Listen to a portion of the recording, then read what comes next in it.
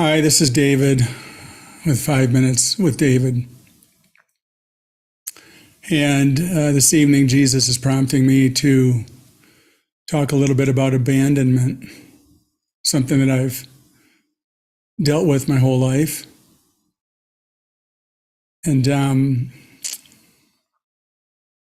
Thursday night, we watched a movie. It was the Jim Carrey movie, Eternal Sunshine of the Spotless Mind.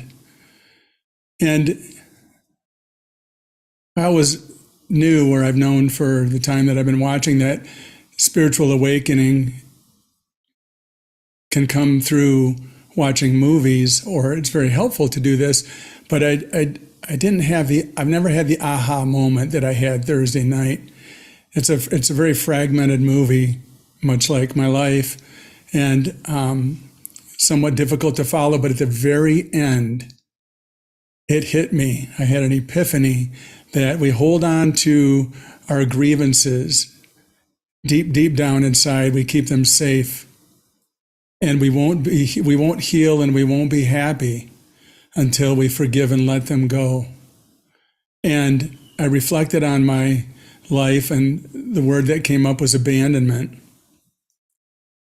And for the next couple of days, I joined with my mighty companion, looking at this, like, what is it doing? Like, how is it affecting me? And through the joining, we heard from Jesus that it's so deep that it began even before I was born, that I took on the decision and the specific abandonment that I'll just back up a second, that I have always seen as pretty obvious in my life was my relationship with my father. Being an alcoholic, I just never felt he was there for me. So Jesus showed us through our joinings that there's two sides of this, that I had the experience of being abandoned by my dad, but he said, you actually took on the experience or the choice to abandon your father before you were even born. And this symbolized my decision to abandon God, or my choice to abandon God.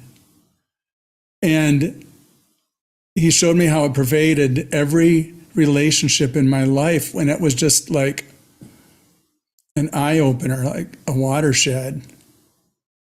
And then he started showing us the underlying conditions, the secondary gains. And there was the belief in power, that abandoning gives me power and safety.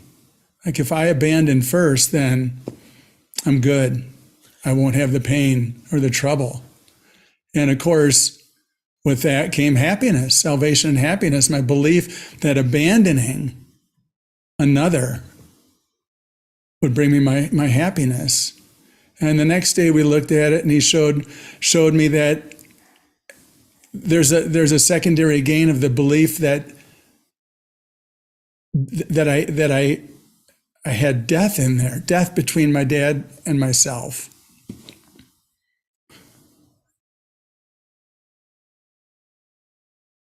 Yeah. It's pretty insane, but to see with Jesus, while joining with the mighty, that I created it all. I created the whole play, the whole movie, the whole script. And I've chosen to keep myself in the misery, pain, and suffering of it, believing that this was the best thing I could ever do for myself from the ego standpoint. And now he's saying, just as easily as you picked it up, you can set it down. And the deepest part of this was when we joined. It was so profound, because Jesus says that when you see the willingness that you have to know the truth, you will weep. And the experience was so strong and so powerful that we both sat here and just wept as we knew the truth has nothing to do with this desire. And it was the most freeing experience that I've ever had in a joining. It was like Atlas setting down the world, taking the world off his shoulders. I just felt like a different person. I have since then. The tension that I protected so deeply inside from this desire was released. And I just felt such an amazing connection of love with my mighty companion. It's like our minds were joined, because they are. But I felt it.